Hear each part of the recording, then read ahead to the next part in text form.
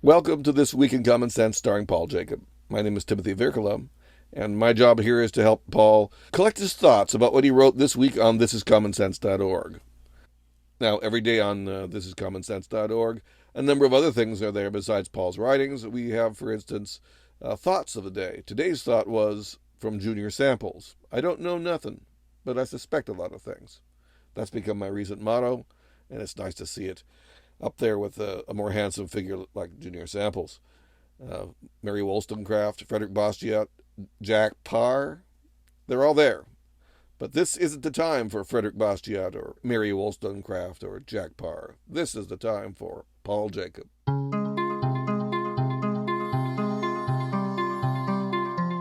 I've always wanted to be funny. I've always wanted to be funny. I'd like to be a comedian. Never quite monetized it, but my favorite script this week is "You Kill Me," because there's a little bit of funny in there. This week, Joe Biden basically decided that Facebook was killing people. It was last Friday that he decided that Facebook was killing people. And then on Monday, he was asked by a reporter about that and took that opportunity to clarify his remarks. And he didn't mean that Facebook was killing people. He meant that Facebook isn't killing people. And, so he clarified it a little bit. And what's funny to me is that he clarifies it, and most people would kind of go, look, I didn't mean it to sound that way or whatever, but not Biden. He's basically, look, I don't know why Facebook was taking this so badly. Now, this is the president of the United States. This is a corporation, a big, this is big tech with a lot of control over what people can say to one another. It's the town square in much of America is Facebook.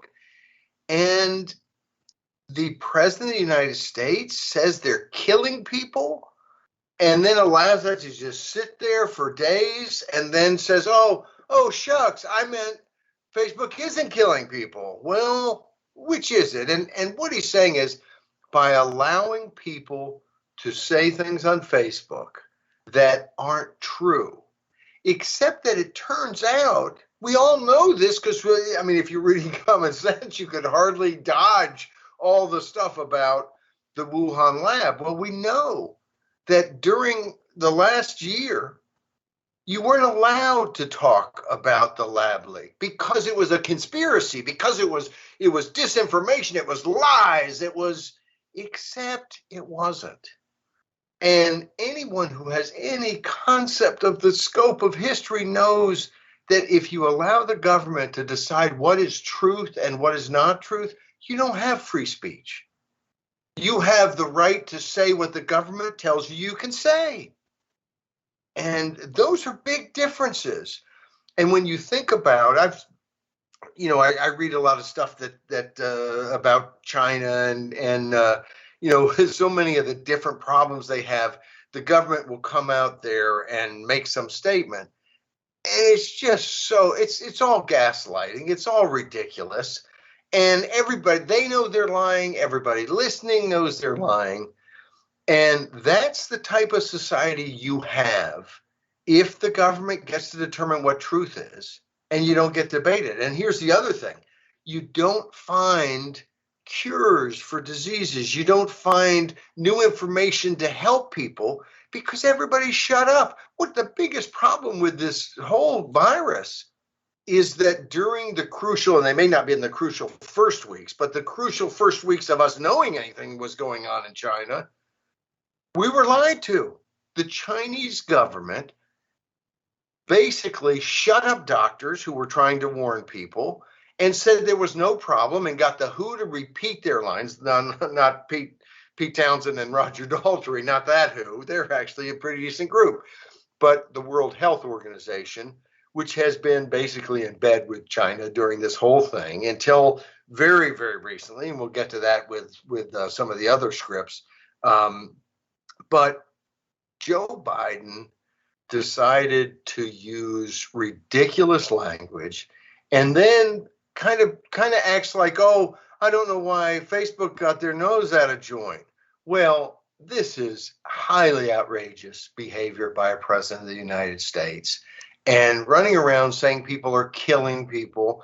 It really, the truth is, people have made mistakes. Public officials, Donald Trump when he was president, Joe Biden as president, the CDC people, Fauci, and some of these may not have been mistakes. Some of them, and I said, as you'll remember, and I'm sure, readers of Common Sense are always studying past issues, past commentaries to make sure they understand everything completely. But at the very beginning of this pandemic, I did what I think a lot of people thought, oh, you're being way too generous, Paul. But I basically said, look, we hadn't been through this before, and I'm going to do my best to not slam politicians for making honest mistakes, and made a clear distinction between honest mistakes, where you're trying to decide what to do and you decide wrongly, mistakenly, and somebody's hurt because of that. We go through that every day. All of us do. We do things and we tried to do better and it didn't work. We have an accident in our car or what have you. Those should be forgiven because they're mistakes. What's less forgivable until someone says, oh, I'm so sorry, is when they purposely do things. And a lot of people I know hate Dr. Fauci. And I've never really gotten to hate Dr. Fauci. I've given him the benefit of the doubt. I think a lot of this, I didn't like what he said about masks early on when he was saying they didn't work, and that there's no reason to use them. And I thought, well, isn't there a little marginal utility here? Why are you being so ridiculous about, oh, it'll be the worst thing in the world if you wear masks? Then, of course, they flip. And they say, no, everybody needs to wear a mask. And if you've been vaccinated 62 times and you're by yourself in the Grand Canyon, there's no one within 100 miles, you must put on the mask because it's become, don't use it no matter what, to it's the savior. And of course, I think most people who've looked at this pandemic from just stepping back a step realize that, we've had mass mask wearing. And it hasn't seemed to have really made huge differences. Now, maybe on the margin it does. I'm not saying it doesn't, but I think it's very marginal because otherwise we would have seen its impact in some way on the virus. And all of a sudden, no one's wearing masks, and then everyone's wearing masks, and the virus keeps going like this. So I'm waving my finger up and down. So it doesn't seem to be that masks are the key element. Anyway, Fauci has certainly been involved in all of the politics of this, and that's a very ugly part. And we on Friday we talk about the politics of it again, and so let's just move to Fridays. We'll come back and pick up the others. But on Friday we talked about transparency with Chinese characteristics. And I love that line, of course, because that title, which is Tim's. I had a passable title, but it wasn't nearly as clever as this one. And we've talked about Chinese characteristics before because, of course, the Chinazis talk about socialism with Chinese characteristics, meaning it's not really so much socialism. It's a form of state capitalism that's really more Nazism or fascism in the sense of they have weaponized their economy. They want everyone making money, and they'll take the money from you when they feel like it, and they'll put you in jail if they don't like what you're doing, and they'll do whatever they want. And they will dispatch their boats to fish all over the world, whether it's in somebody else's waters or not. If they don't like it, they might kill them or smash their boat or threaten them or have 20 Chinese vessels all of a sudden on top of them and scare them away. They do this in the coast of the Philippines and Vietnam and all the way over in South America and other places. This is a regime that is not socialism with Chinese characteristics. It is a thug, mob style criminal regime. And I call them the Chinazis. It's what the folks in Hong Kong were calling them. And it just dawned on me that that is so accurate compared to all the other things that aren't very accurate. Because the main thing that they're interested in is more and more power and money. And so if you have kind of a problem with capitalism, that it's about power and money, well, this is state capitalism on steroids. But it's not just, if you kind of think survival of the fittest is like a cruel way to do it, this is not survival of the fittest. This is survival of the most criminal. So this is not kind of a free market run amok. There's no free market whatsoever. This is you go make money, or you may be in deep trouble and kicked to the curb. And that sort of attitude from the top down, it's really a scary situation. And the point of this piece, Transparency with Chinese Characteristics, is to highlight to everybody, okay, there has been no investigation. None. And I keep reading articles in the Washington Post and New York Times, and sometimes they will explain after they say, well, there was the WHO, China, the joint China WHO, and I'm thinking, what were they smoking? Because there was no investigation, joint or otherwise. But I'm showing my age and my dad humor. But anyway, you constantly see these articles where they repeat that there was this investigation. And there was no investigation today, and it was after we put everything to bed. But today, the Washington Post had an editorial. I suspect it'll run in the Dead Tree edition tomorrow, Saturday. This is Friday night that we take these, but the editorial basically, for the first time I've seen the Post do it, points out all the ways that China has hidden information and been completely uncooperative in every way, and but so often, and of course, You should mention that this is about COVID. This is about the disease. It wasn't entirely clear from what you were talking about that this is about the disease. It's investigation into the yes, origin of the Wuhan flu or the CCP flu or whatever you want to call it. Yes, it is. It's that the WHO, and I'll just kind of, for everyone's sake, in case there's any part of it that they aren't aware of, the WHO did a joint investigation with China a year after everything broke. So, I mean, way late, because China wouldn't let people in. And you could kind of understand, oh, well, maybe everything was so in flux and so on. BS. But okay. But finally, they let folks in. Now, I've never seen this printed in the Post or the New York Times, but the people who went on this, one of them is Peter Daszak, who is the guy with Echo Health, who got the money from the NIH and gave it to the Wuhan Institute for Virology. And so the folks who went on this were not independent investigators looking for truth. They were people who were very self-interested in a decision that no, it was not the lab. So there's that from the get-go. But did they investigate the lab? Well, if you were going to investigate a lab, what would you do?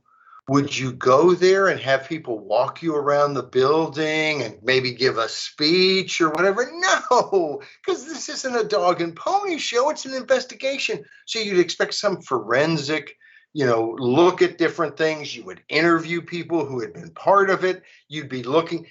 This is more of a police function, not a PR, let's have a cocktail party function. And this whole investigation was photo op plus a bunch of lying. And of course, they came back in February and they said, well, we haven't found the answer yet, but we have determined that it's extremely unlikely that it came from a lab leak. And of course, totally self-serving. even the head, Tedros, the director general of the World Health Organization, who has been lambasted as a crony for the Chinese, who went along with all of their early pronouncements, even on this, up to this event where they go and do this phony investigation. And then as soon as they released the results, people realized they didn't look at anything. This is complete crap. And of course, I call it that. The Post, the Times, other scientists are very careful about, well, we don't think it was as thorough. It was garbage, garbage designed to trick people. And to me, it makes the likelihood of a lab leak much higher. I've never said, we've written probably a dozen, maybe closer to 24 things touching on this, commentaries. We've been looking at it. We've never said, oh, it came from the lab. We know it. We don't know. But when there is this much resistance to even its consideration, and we have drawn for readers all the links back to Fauci, back to folks in the US, back to the US big government science community. And we have kind of discovered that, scientists like money too. And when money's on the line, they can circle the wagons and say, hey, big science is perfect in every way. It's crap, and it has nothing to do with science. And we, next time you see something in the newspaper, pay attention to whether they are looking at this joint WHO-China investigation as if it is some real investigation, because it's not. And in fact, the phoniness of it is what pretty much blew the lid off of all this discussion. It was after that people realized, wait a second, this is complete gaslighting. And China does that all the time. And I note in this piece, Transparency with Chinese Characteristics, that the New York Times then kind of repeats that the Chinese scientists were arguing, hey, wait, first they were shocked that anyone would want to investigate. But then the way the New York Times put it is they said there was no evidence to justify renewed checks of the labs. And that's when my antenna just started to go haywire, because I know there never were investigations. There were no checks on the labs. It was China going, hey, no problem. I mean, we could have just picked up the phone, talked to Xi Jinping and said, hey, do you want to blame China? No? Okay. And that's it. That's basically what the investigation has been. The reality is, I think we're unlikely to know with any type of certainty, because it's not just that they shut up the doctors and they block the investigation. They've got all kinds of data that they've refused to share. Why would you refuse to share that? Only because, as we talked about a week or so ago, because of the hearing that was held, we got almost no press, but that so often you hear, well, there's no real evidence for the lab leak. But the reality is, there is some evidence. There's not conclusive evidence. There's not a smoking gun, because, of course, almost all the so-called, the data that might be a smoking gun, China's pulled offline. China's shut up the doctors. China has stopped anyone from finding out. So, this is something that we're unlikely to know. But when someone is destroying all the evidence, doesn't it kind of suggest that maybe they have something to hide? It's my understanding that in politics, that is in government, that is among people who know, a blue ribbon investigatory panel is notoriously a cover-up. Is that you don't really ever trust those things. I mean, that's kind of one of the purposes of them is to not tell the whole truth. I mean, one of the reasons many people started to believe that 9/11 events weren't caused by a bunch of guys in airplanes was because of the nature of the report on the event. And people who've read the Warren Report, they didn't really start believing in conspiracy theories until they read the stupid report, which did not seem very forthcoming and had a whole bunch of holes in it and just sort of wallpapers stuff over. And that makes people suspicious. Yes, and I think to some degree, I'm not sure that the powers that be are so sad about us being suspicious and people moving to conspiracy theories, because it's evidence that they have been successful in denying people any sort of comfort in knowing enough to say, okay, this is what happened. And that's a very powerful thing, to be able to so confuse the electorate, the people, by telling them things they know aren't true and refusing to kind of own up to things that are true, or to further investigate things that might be true. And we've seen in this story more than any, I think, very bright illumination of the fact that big government is with big science, is with big media, and that they all have interest in the status quo. And if people determine that, hey, big science is partly responsible for this, and big government, especially big Chinese government, but the US government, so often when I've talked to people about, my concern that China is a menace beyond all others, it's seen as, oh, it's the US versus China and so on. I think for most people in the know and most people who are woke to this problem, it's not a problem that ends at the border of China. It's not just a problem with the Politburo and Xi Jinping and the communists controlling 1.4 billion when it's only what 90 million who are members of the Communist Party and who get any vote whatsoever. And of course, they better vote right or they may be dead later.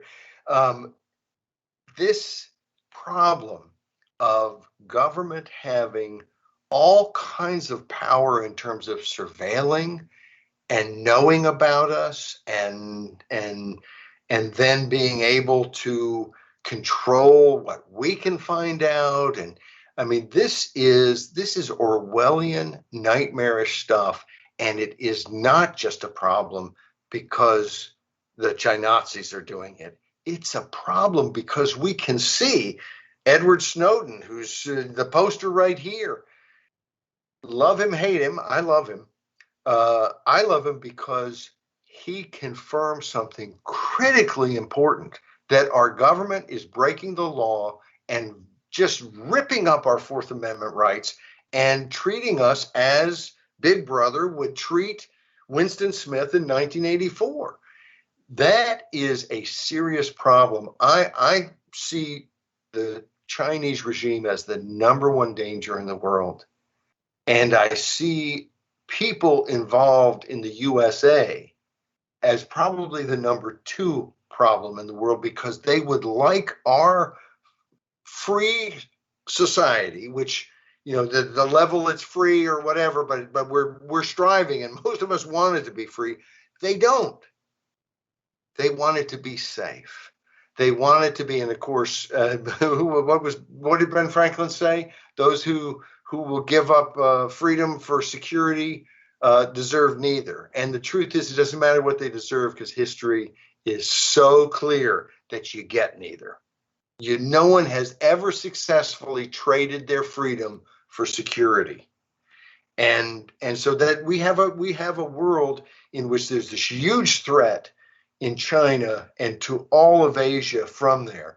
But there's also a huge internal threat that we can see. We see people all the time, the President of the United States, other folks, the intel people talking about misinformation and how they have to control what we can hear.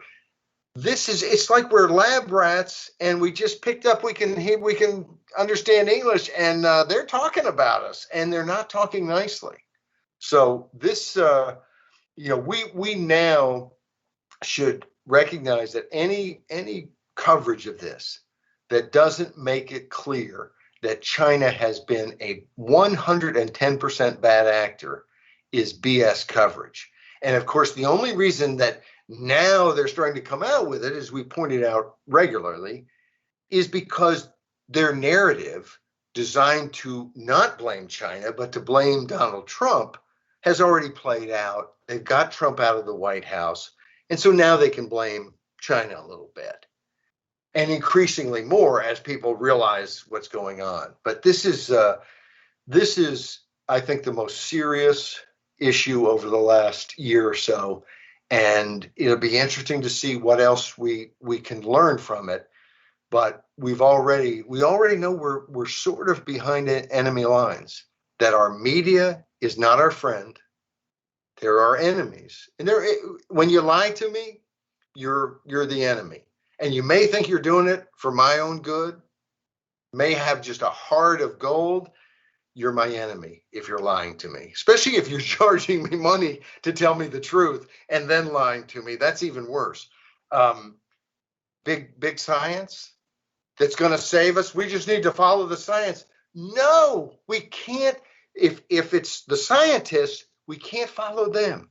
And we can't follow a media that thinks that science is decided by vote of the scientists. I mean, I keep reading in all these stories. Most scientists think this. I don't care what most scientists think, or that 62% think this and 14%. That's not how science works. You come up with a theorem, you test it again, you test it forever, again and again. That's how science works. There's no voting of scientists worldwide to determine. That's not how we figured out gravity. Well, we held a vote, and finally 51% of the scientists said, yes, there is gravity. This is we're going to have more of this, but I think there is an increasing realization among people that we have to read between the lines, and that we are, there are people who would not expect the government to be lying to them the way that they have been, and they're realizing it now. I have a good friend who has been a staunch defender, very liberal, pro-Biden, hated Trump's guts, loved Fauci, very scared about the virus. In other words, all the kind of mental, political, all of his feelings are that way. And told me after this week, and we'll do something on this for next week, about this fight between Rand Paul and Fauci. They got into a new dust up, and Fauci said he didn't know what he was talking about and so on. A great column in the Washington Post, I believe it was today, Friday, saying he kind of does know what he's talking about. And what has allowed Fauci to have this position that you don't know what you're talking about is that the CDC and big science, big government science in America redefined what gain of function is. Now, you could explain gain of function to almost anybody. You get these viruses and you do things so that they can make it to where they're able to infect people more easily or more strongly or this or that, but they gain some function. So, I mean, it makes sense. That's not the definition anymore, because big science in America during the Obama administration defined it to mean a very narrow type of thing. And so that when you basically punch up a virus so that it's much more able to infect human beings, and it's gained that function of being able to infect human beings, that gain of function to affect human beings, that has nothing to do with gain of function. That's not gain of function. Gain of function isn't gain of function. That's what this debate is about, is that they've done a very narrow definition of what they're going to call gain of function, so that all kinds of things that scientists do in laboratories to punch up these viruses to gain extra functions is no longer defined as gain of function. It's called BS. And that's what Fauci is going with. And that's what caused my friend to say, I can't believe it, but I agree with Rand Paul. He can't stand Rand Paul. I agree with Rand Paul. And in fact, in communicating with him today through text and so on, he said, Fauci's got to go. This This guy loves Fauci. He's believed him. And Fauci's a good communicator. If you just kind of take all the politics off and you listen to him, he's a he usually makes sense. He's been comforting for a lot of people during this. But this guy loves Fauci. He tells me today Fauci's got to go because you cannot have this phony definition. Millions of people are dead from this virus. All the scare stories that a lot of us have looked at and said, look, people die all the time. The fact that these people die, they die of flu. We don't go crazy about the flu. But think about it. Among folks who are making this, we've got to do whatever because someone died, because millions have died across the world, those people are the Fauci folks. And Fauci's playing a game. And I think people are going to increasingly see this. And you have to know, my hat is so off to Rand Paul, who I know slightly from having hung out with him some during his dad's campaign for president as a libertarian back in 1988. Smart guy, fun guy. I like him. But I think this takes a lot of guts because everyone would love, you've got a lot of powerful people who don't want him to win this tussle. And he's come after Fauci again and again. And as Josh Rogan said in his piece, he can say he doesn't know anything, but there sure are a lot of scientists who think he knows exactly what he's talking about. So. Whose piece? You said Rogan? This is Josh Rogan. It's Rogin. He's a Washington Post. He's written a lot about China and Taiwan and Hong Kong, and he's come at this pandemic and the Wuhan lab and so on, I think somewhat from that perspective, which is of course kind of the perspective I come at it from. I don't, I'm not a big into medicine and so on. I'm more I'm not a STEM guy. And so, I don't know all the medical stuff and so on, but I see the politics behind it.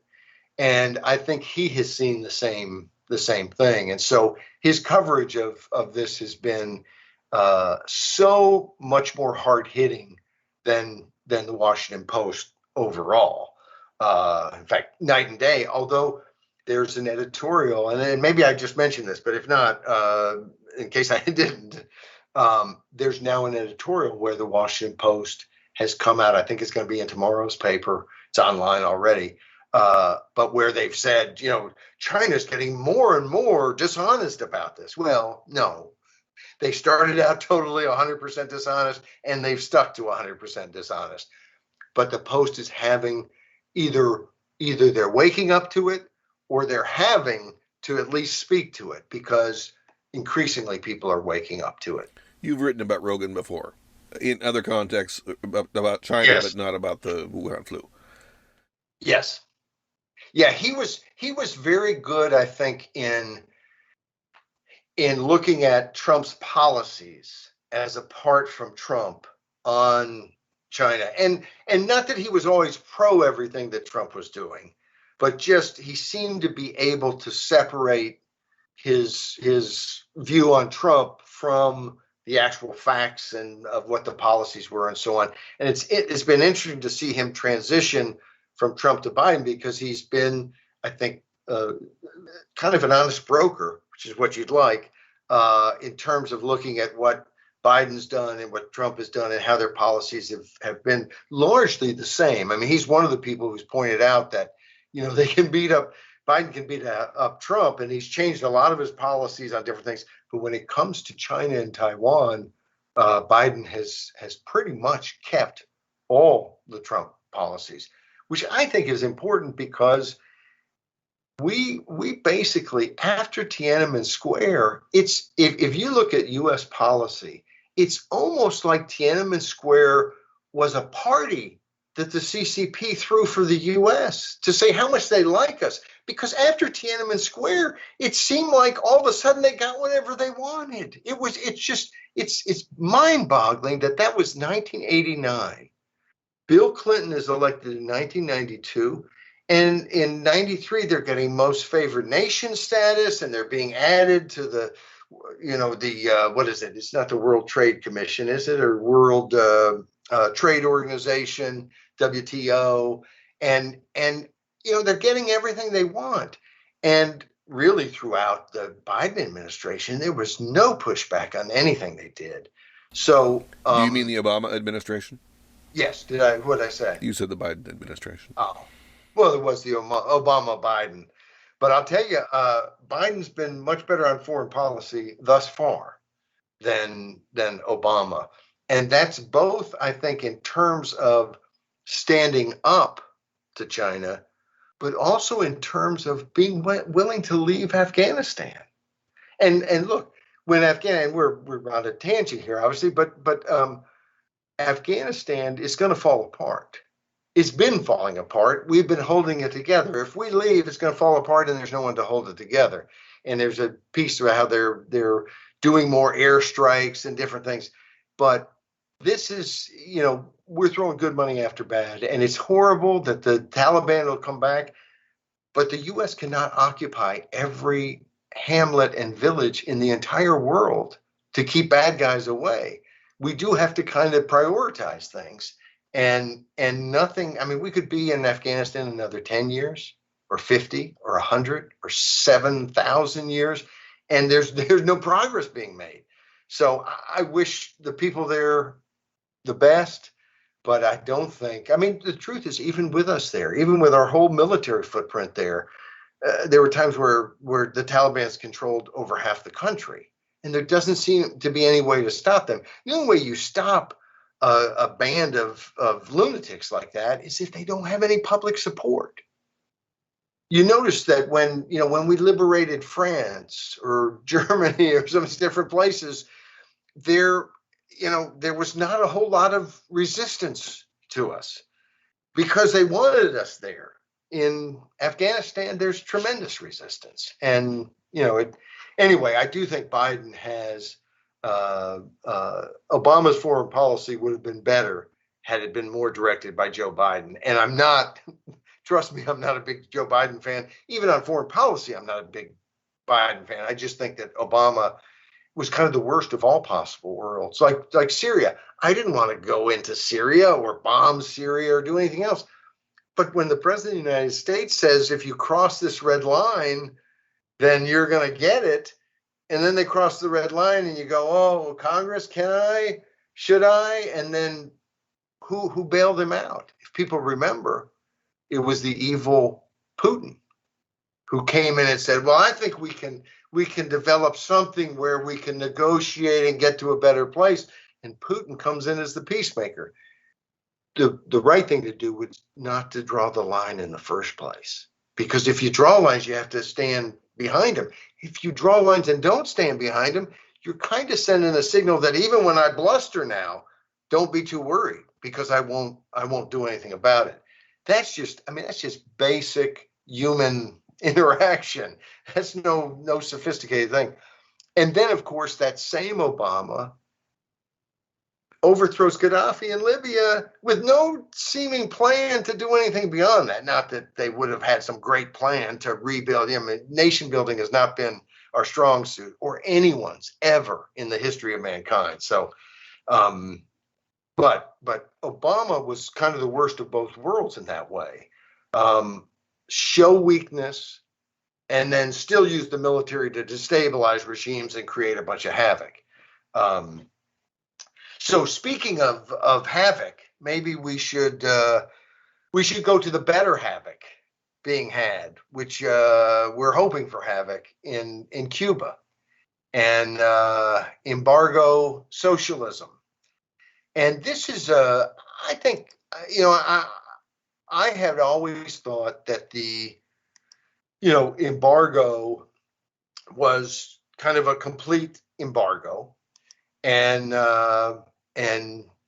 we learned from watching Marco Rubio in an interview talk about, wait a second, this is an embargo against the Cuban government and against state-owned enterprises. Now, of course, In Cuba, just about everything is a state-owned enterprise. And of course, the Cuban government will not allow private enterprises to have anything to do with the US or trade or do other things. So it does become kind of a full embargo.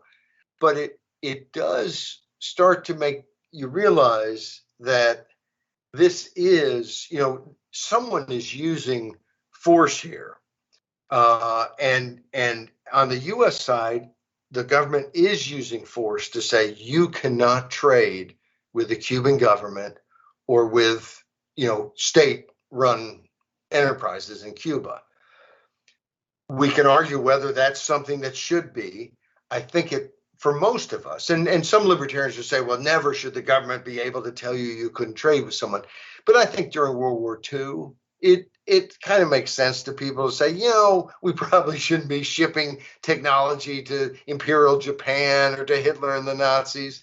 And I look at what Castro, and now Castro's gone, not just Fidel, but Raul too, and they've got a new commie head.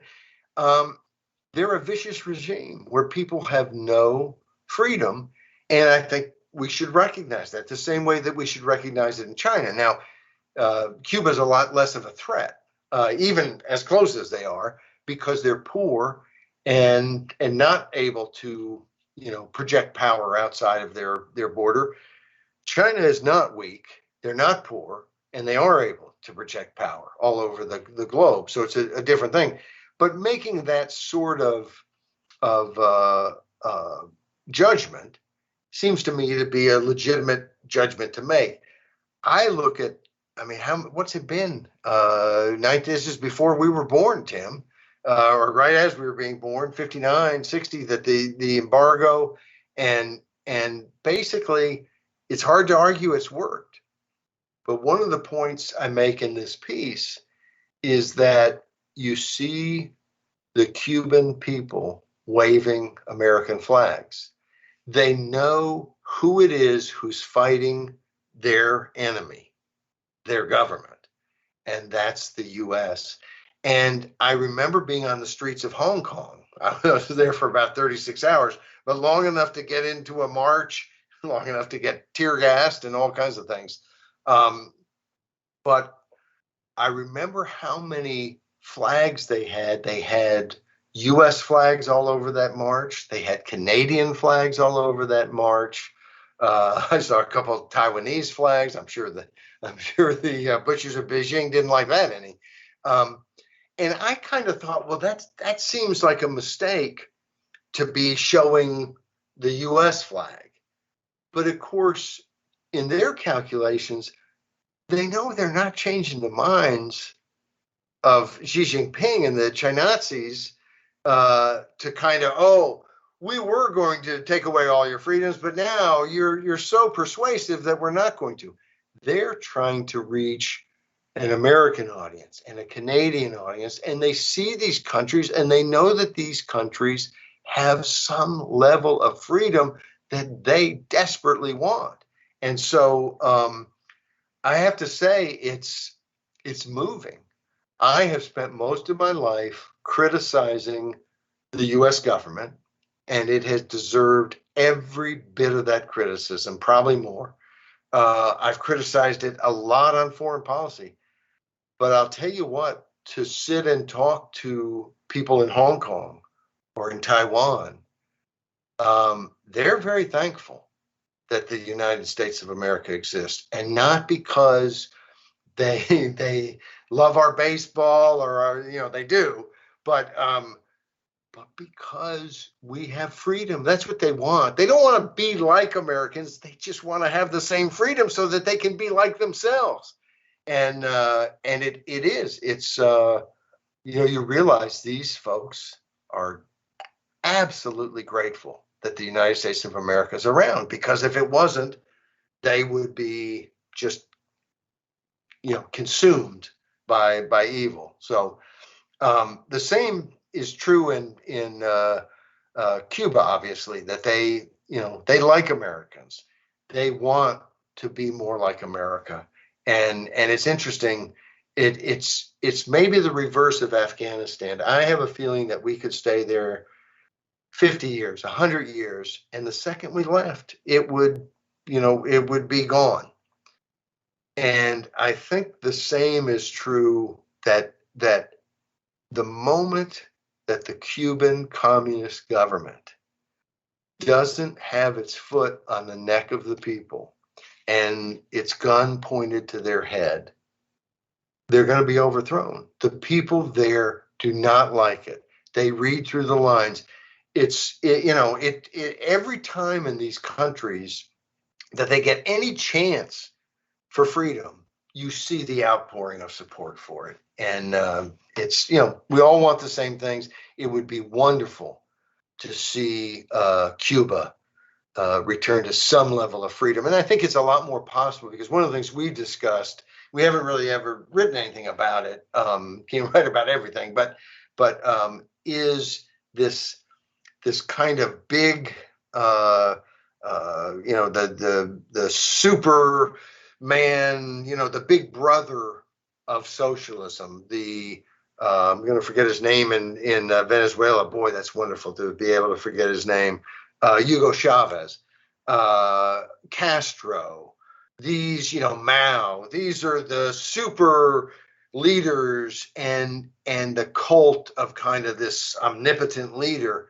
And it's hard to maintain that forever.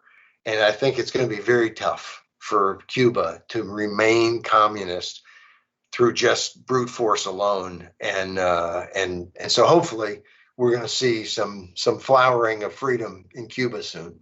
On Monday, you talked about a little increase in freedom in one state of the Union, Maine, and the Maine alternative to state robbery. And there's we got a little more freedom and a little less thuggery. We've had all kinds of reform with quote marks on civil asset forfeiture and other kind of criminal justice stuff that often gets lost in the weeds. There's certain rules and it sounds good, but they have some trapdoors and some loopholes.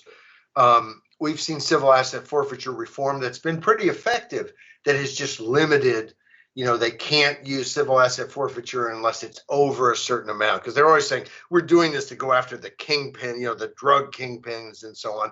And then you find out, no, they're pulling over little old ladies and stealing $500 from them. I mean, that's much more the average than it is some kingpin where they're taking their yacht or something. So, but the truth is, the principle of civil asset forfeiture is so ugly. It destroys innocent until proven guilty. It allows the police to steal people's stuff and to keep it unless the person can somehow go to court and prove their innocence. That flips the whole idea of justice on its head. And what I like so much about what they did in Maine is they abolished civil asset forfeiture. You cannot use civil asset forfeiture. You prove someone guilty of a crime, then you can go after the ill-gotten goods that they got from that crime. But you don't convict someone of a crime, you are not taking their stuff in the state of Maine. And I applaud it.